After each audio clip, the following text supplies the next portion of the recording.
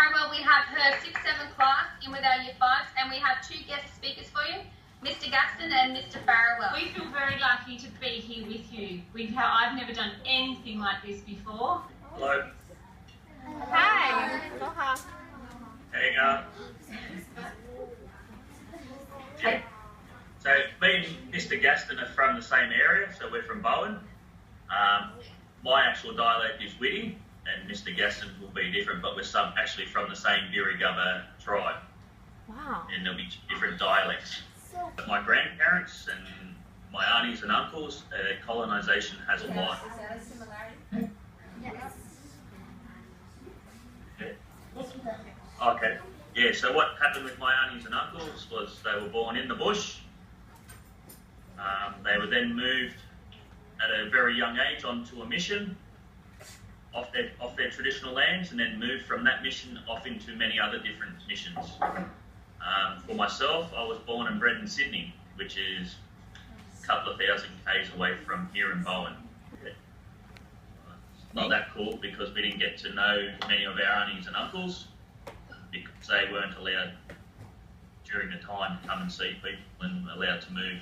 My grandmother and my grandfather's family were taken away, put on different missions all over Australia, from Cherbourg right up to Palm Island and Perga. So has colonisation affected me? Yes, in that I would like to speak my own language if I can't, because those sort of things were frowned upon by the Europeans when they come over. So as well as that, it's the artwork, the dance, customs, all those sort of things now that my generation have to relearn. Right. So that's how it's affected me. Our next question is, what are some of the challenges facing your people? Straight to me.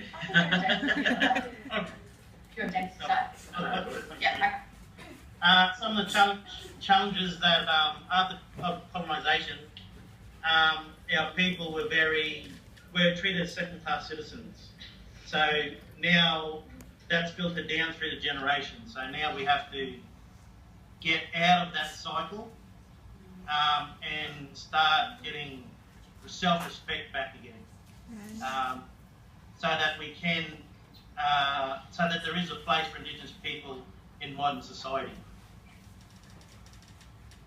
That trying to get back to it, whereas if you go more inland towards the Northern Territory and Arnhem Land, where it was so remote, they still have a lot of their culture, so we're kind of learning off them as well.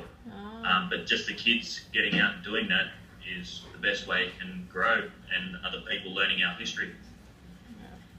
Thank you.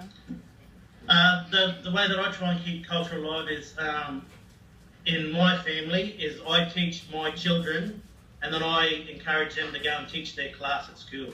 Oh. So my youngest girl, who is 7, actually come up to a camp where we talk about Indigenous studies. I taught her how to make string.